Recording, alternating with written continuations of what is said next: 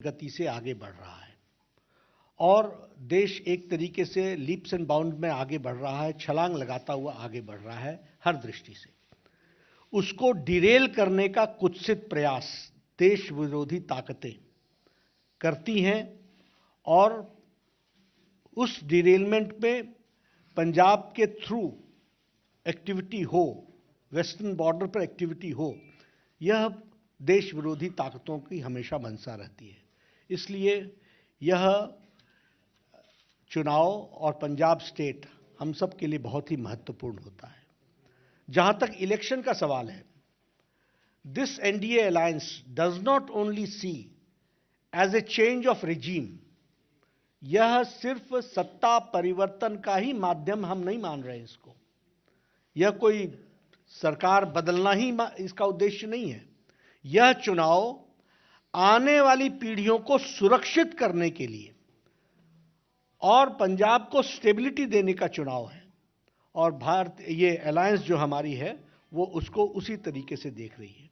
अगर पंजाब स्टेबल होता है तो और सेफ होता है तो देश सुरक्षित रहता है। और जहां तक पंजाब का सवाल है, पंजाब ने देश को जो दिया है और जिस तरीके से लीडरशिप दी है वह हमेशा सराहनीय रही है। अगर हम पंजाब की बात करें, डिफेंस में the contribution of Punjab can never be forgotten, कभी हम भूल नहीं सकते हैं। देश की सुरक्षा में जिस तरीके से पंजाब के लोगों ने अपने आप को बलिदान दिया है डिफेंस के दृष्टि से, उसी तरीके से फूड सिक्योरिटी के दृष्टि से भी देखा जाए तो पंजाब ने जो लीडरशिप दी है उसको भी देश याद रखता है और उस फूड सिक्योरिटी ने देश को बहुत बड़ी ताकत दी है। पंजाब ने हमेशा हमारे आशाओं को पूरा किया है। It has always fulfilled the expectations of the people of the country. इसलिए Punjab has been a leader in its own way और उन्होंने हम लोगों को दिया, हम लोगों को देश को एक दृष्टि से दृष्टि भी दी, दिशा भी दी है और ताकत भी प्रदान की है। इसको हमको ध्यान में रखना चाहिए। अगर हम सैक्रिफाइस की बात करें तो हम कभी भी गुरु गोविंद सिंह जी के बलिदान को नहीं भूल सकते, उनका हम योगदान को हम नहीं भूल सकते हैं। गुरु तेग बहादुर जी के बलिदान को हम नहीं भूल सकते हैं, जिनको हम हिंदी चादर के रूप में जानते हैं। उसी तरीके से अगर हम देखें तो जो शौर्य और बलिदान पंजाब का रहा है उसको सदा सदा भारत का इतिहास याद रखेगा। इसलिए वैलर और sacrifice of Punjab is always kept in high esteem and उसको हम पूरी इज्जत और पूरे याद करते हुए उसको हमेशा जो उन्होंने शहादत दी है, जो उन्होंने बलिदान दिया है, जो उन्होंने शौर्य दिखाया है, उसको उस देश हमेशा नमन करता है और याद करता है। पंजाब ने हम लोगों को सांस्कृतिक दृष्टि से भी नेतृत्व दिया है। पंजाब ने हम लोगों को राजनीतिक दृष्टि से भी नेतृत्व दिया है और पंजाब ने आर्थिक दृष्टि से भी हमको नेतृत्व दिया है। सेंटर स्टेज पर अगर देखा जाए तो आज़ादी की लड़ाई में लाला लाजपत राय का योगदान हो, फिर चाहे शहीद भगत सिंह का योगदान हो, कभी भी देश नहीं भूल सकता है और देश हमेशा याद रखेगा उस बलिदान को। इसको भी हमको ध्यान में रखना चाहिए। अगर हम बात करें बलिदान के दृष्टि से, तो जब मैंने कहा कि शहीद भगत सिंह को हम याद रखते हैं तो उसी तरीके से मास्टर तारा सिंह जी के भी कंट्रीब्यूशन को हम नहीं भूल सकते हैं। पंजाब को बहुत कुछ दिया है, पंजाब ने देश को बहुत कुछ दिया है, ये हमको ध्यान में रखना चाहिए। जहां तक आज पंजाब की स्थिति है, it needs a special attention. आज एक विशेष ध्यान देने की आवश्यकता है। पंजाब एक प्रोग्रेसिव स्टेट होने के बावजूद आज 3 लाख करोड़ के डेट में खड़ा है और उसी के साथ साथ जो यह डेवलपमेंट इंडेक्स पर खड़ा था, धीरे धीरे खिसकते हुए ये नीचे की ओर आया है। और इसीलिए इस स्टेट को आर्थिक दृष्टि से सबल बनाना, सफल बनाना और ठीक दृष्टि से आगे ले जाना, यह हम सब की जिम्मेवारी होती है और एनडीए अलायंस का ये उद्देश्य रहेगा to bring back Punjab on track और उसको फिर से गति के साथ आगे बढ़ाने के लिए एक सिंसियर एफर्ट किया जाए। और इसके लिए सेंटर स्टेट रिलेशनशिप स्टेबिलिटी के लिए भी और सेफ्टी के लिए और सिक्योरिटी के लिए यह भी बहुत आवश्यक है, इसको हमको ध्यान में रखना चाहिए। प्रधानमंत्री नरेंद्र मोदी जी का पंजाब के प्रति एक विशेष लगाव, एक विशेष प्यार, एक विशेष प्रेम, a type of bonding with Punjab prime minister Modi ji का है, यह हम सब लोग जानते हैं। और फिर मैं ये कहने के लिए नहीं कह रहा हूं, अभी आपने देखा होगा 26 तारीख को 26 दिसंबर को वीर बाल दिवस के रूप में मनाना और हमारे गुरु गोविंद सिंह जी के शहजादे बाबा जोरावर सिंह, शहजादे बाबा फतेह सिंह, उनकी शहादत को याद करते हुए 26 दिसंबर को वीर बाल दिवस के रूप में मनाना, यह बताता है कि पंजाब ने जो सैक्रिफाइस किया है उसको प्रधानमंत्री जी किस तरीके से देश के साथ, बाल दिवस के साथ उसको जोड़ करके देखते हैं, वो हम सबके ध्यान में आता है। जो काम मोदी जी ने सिख भाइयों के लिए किया है, it is a matter of pride for all of us, कि वो काम जो बड़े लंबे समय से लंबित थे, उन कामों को पूरा करने का काम मोदी जी ने किया है। And again I will narrate, अगर FCRA का प्रतिबंध हरमंदिर साहब से हटा है और आज FCRA के बाहर हम के प्रतिबंध न लगने के कारण जो फॉरेन कंट्रीब्यूशन हरमंदिर साहब को मिल सकता है, इसका भी फैसला प्रधानमंत्री मोदी जी ने लिया। उसी तरीके से लंगर पर GST टैक्स हटाना, यह एक बहुत बड़ा फैसला है और इस GST टैक्स के IGST टैक्स, GST टैक्स, इसको हटाने का काम भी किया है। उसी तरीके से करतारपुर कॉरिडोर साहब, हम सब लोग जानते हैं, कैप्टन साहब जानते हैं, ढींडसा जी जानते हैं, लंबे समय से ये डिमांड चली आ रही थी कि करतारपुर साहिब कॉरिडोर बने और डेरा बाबा नानक गुरुद्वारा गुरदासपुर से और एक कॉरिडोर की दृष्टि से वहाँ हम चाह सके, इसकी योजना बने। 120 करोड़ रुपीस खर्च करके इस काम को भी किया गया। उसी तरीके से सुल्तानपुर लोधी रेलवे स्टेशन को मॉडर्नाइज किया गया, स्पेशल ट्रेन चलाई गई। सिख के दृष्टि से जो हमारे इंटरफेथ स्टडीज़ है उसको भी बढ़ावा दिया गया है और national institute for interfaith studies, इसका भी एक चेयर गुरु नानक देव यूनिवर्सिटी में इस्टेब्लिश की गई ताकि उस पर रिसर्च हो सके, ज़्यादा से ज़्यादा लोग इसके साथ जुड़ सकें। उसी तरीके से ये जो हमारा प्रकाश पर्व था, गुरु गोविंद सिंह जी का 350वां प्रकाश पर्व, वह भी बड़े धूमधाम से प्रधानमंत्री मोदी जी के नेतृत्व में मनाया गया और जामनगर में 750 बेडेड हॉस्पिटल भी देश को डेडिकेट हुआ है, यह भी हम जानते हैं। उसी तरीके से फिर चाहे वो जलियांवाला बाग का जीर्णोद्धार का विषय हो और उसको मॉडर्नाइज करके उसमें लाइट एंड साउंड प्रोग्राम को करने की बात हो, वहाँ से लेकर के ये जो हमारे सिख भाइयों को लंबे समय तक ब्लैकलिस्ट किया हुआ था, उनको ब्लैकलिस्ट से भी उसको ब्लैकलिस्ट से हटाना, यह काम भी एक लंबे समय से ये डिमांड चली आ रही थी, इसको भी पूरा किया है। तो प्रधानमंत्री मोदी जी ने इसको पूरा किया है, this we should all remember. उसी तरीके से हम दिल्ली में बैठे हैं, यहाँ बहुत लोग जानते हैं 1984 का रायट सिख के ऊपर जो जिस तरीके से अटैक हुआ था और मैसेकर हुआ था, उस पर भी 1984 में इतने लंबे समय से जो न्याय के मिलना चाहिए था वो न्याय नहीं मिल पा रहा था। प्रधानमंत्री मोदी जी ने SIT बैठा करके और जो हमारे विक्टिम्स थे उनको उनके आंसू पोंछने का काम किया और जो दन करके दिल्ली में घूम रहे थे, आज वो तिहाड़ जेल में हैं, उनको अंदर डालने का भी काम किया है, तो वो प्रधानमंत्री मोदी जी ने किया है, ये हम सबको समझना चाहिए। मित्रों, पंजाब के बारे में हम सबका कंसर्न है और कैप्टन अमरिंदर सिंह जी ने उस बात को कहा भी है, बॉर्डर स्टेट है, सिक्योरिटी का इशू है और जिस तरीके से लोग सिक्योरिटी के इश्यूज़ के साथ खिलवाड़ करते हैं उसको हम डिनाउंस भी करते हैं और देश को सिक्योर करने के लिए पंजाब स्टेबल रहे, सेफ रहे, इसकी आवश्यकता है। हम यह भी जानते हैं कि माफिया राज ने एक तरीके से माफिया ने पंजाब को कई दृष्टि से खोखला किया है। आज land mafia, sand mafia, drug mafia, ये सब लोग वहाँ पर एक तरीके से पंजाब को अंदर से खोखला करने का काम कर रहे हैं।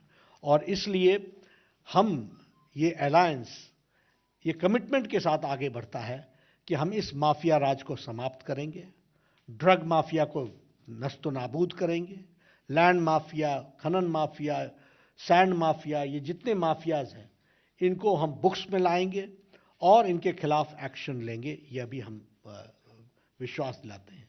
और इसके साथ साथ हमारी नीति, जो भारतीय जनता पार्टी राष्ट्रीयता से ओतप्रोत है, उसी तरीके से पंजाब लोक कांग्रेस ने हमेशा सिक्योरिटी को इशू माना है और उसी तरीके से ढींसा साहब ने भी सिक्योरिटी को इशू माना है।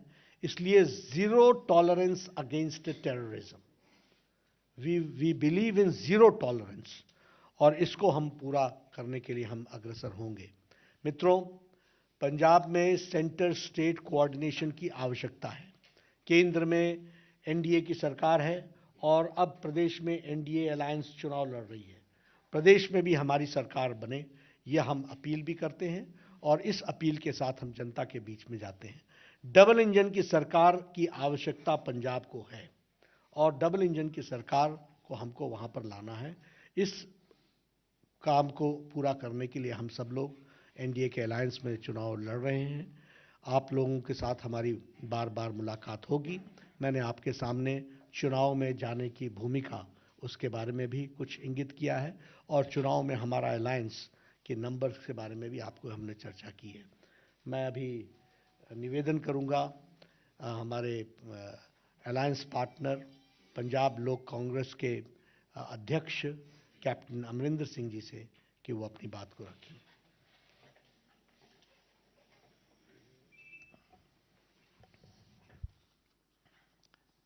नड्डा साहब,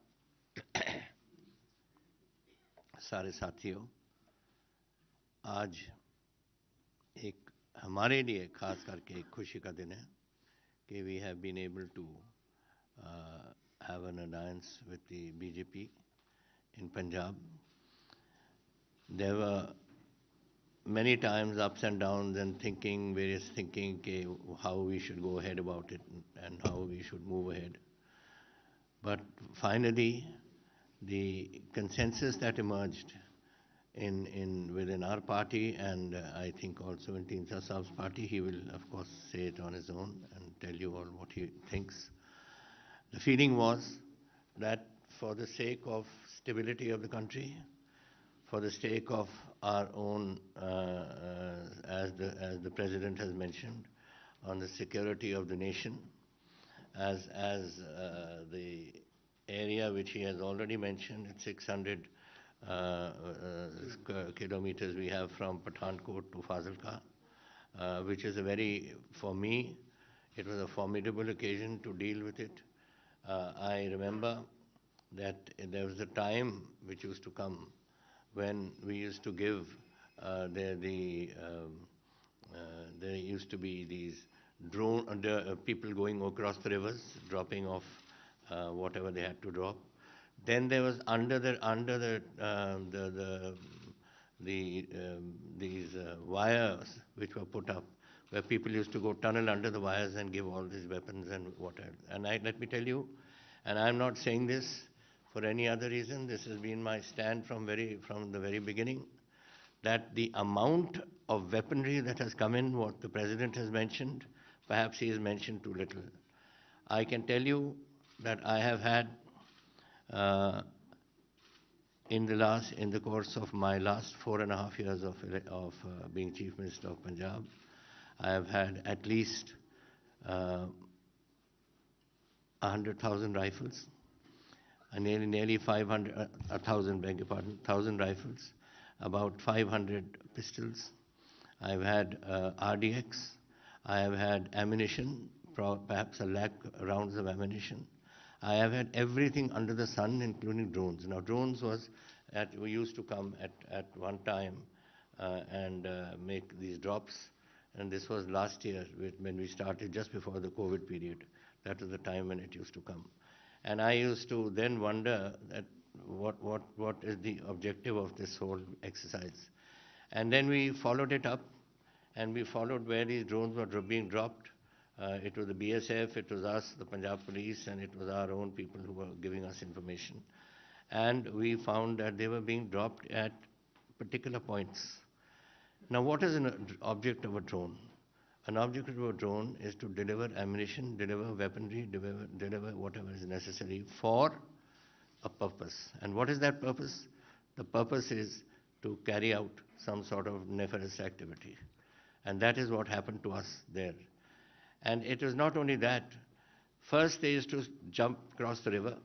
Then they used to go to about 6 to 7 kilometers away. And then finally, when Government of India took a decision, which was the correct decision, that they should be 50 kilometers from the border, should be kept there, it was considered absolutely essential. And the reason, I'll tell you why. Because on the 20th of July, that is just about 2 months before I was given the sack, and that 20th of July, the delivery of those weapons went up to 31 kilometers. Now 31 kilometers, and then you have a scenario developing when the technology is improving. You've got drones coming in, which can take a higher payload. It can take a higher distance it can cover, and it was quite apparent to us that this was only a beginning. And we were eventually going to go up to 50 kilos, 60 kilometers, 70 kilometers, and whatever it else may do. And when that happens, what is the purpose? After all, when a person delivers something, it is for a purpose. It is for weaponizing some place, for using it for some purpose, and for seeing that it is used in some nefarious activity which Pakistan wanted to do. And this is what was concerning us. And I told the people, when they came into the Vidhan Sabha and they made a big row about it, कि 50 kilometre कर दिया वगैरह, मैंने कहा भाई सुनो तो सही कि क्या हो रहा है, अपने बैंक देखो तो सही क्या हो रहा है on our borders.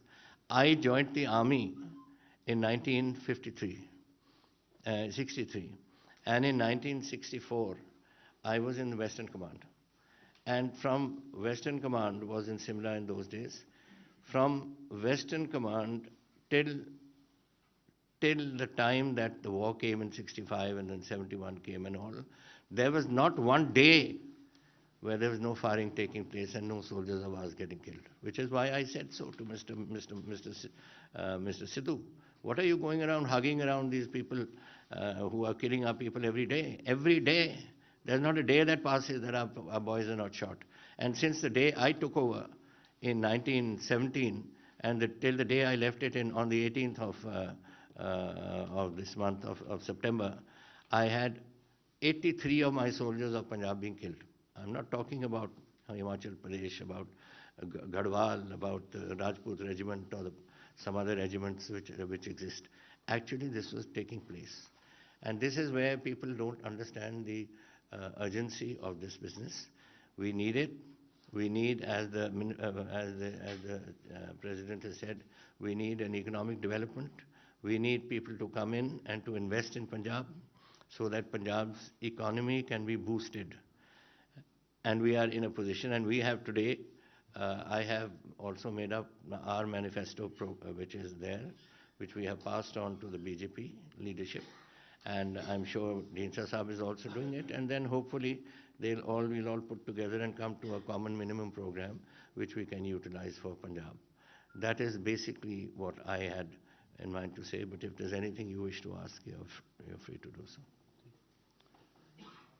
कुछ पूछना आपको? अच्छा, sorry. Thank you, sir. साहब अब हमको माननीय श्री जगत प्रकाश नड्डा जी, नेशनल अध्यक्ष बीजेपी, हमारे सहयोगी और पंजाब के साबका मुख्यमंत्री कैप्टन अमरिंदर सिंह जी, और पंजाब के प्रभारी बीजेपी की तरफ से शेखावत साहब, हमारे प्रेसिडेंट पंजाब के बीजेपी के प्रेसिडेंट श्री अश्विनी जी, और देश के दो और मंत्री सत्कारयोग पुरी साहब और सोम प्रकाश जी जो पंजाब से संबंध रखते हैं, और मेरे प्रेस वाले बहनों और भाइयों, नड्डा साहब ने बहुत डिटेल पे आपको बहुत कही है, मैं दोहराना नहीं चाहूँगा। उसके बाद कैप्टन साहब ने अपने तजर्बे की बात, कैसे देश को खतरा है, उनके बात कही है। लेकिन जो मैं कहना चाहता हूं कि हमारा गठजोड़ क्यों हुआ है, किसके लिए हुआ है, वो इसलिए कि पंजाब की सिचुएशन बहुत ख़राब है। कुछ ये हुआ कि पंजाब इंडस्ट्री नहीं है, इंडस्ट्री जा रही है, एग्रीकल्चर में भी बहुत कर्ज हो गया, लोन बहुत 3 लाख से भी ज़्यादा लोन है, और कोई ऐसा साधन भी नहीं है जिससे ये कह सकें कि पंजाब दोबारा अपने पैरों पर लाने के लिए हमने इकट्ठे होकर बात की है। मैं आभारी हूँ नड्डा साहब का और बीजेपी की लीडरशिप का कि उन्होंने शेखावत साहब को पंजाब का प्रभारी बनाया, जो बहुत ही डूंघाई पर सोच रहे हैं और डूंघाई पर जाते हैं, और जाने के बाद कोशिश करते हैं कि कैसे ये हल हो सके। दूसरा ये है कि कोई भी इलेक्शन आती है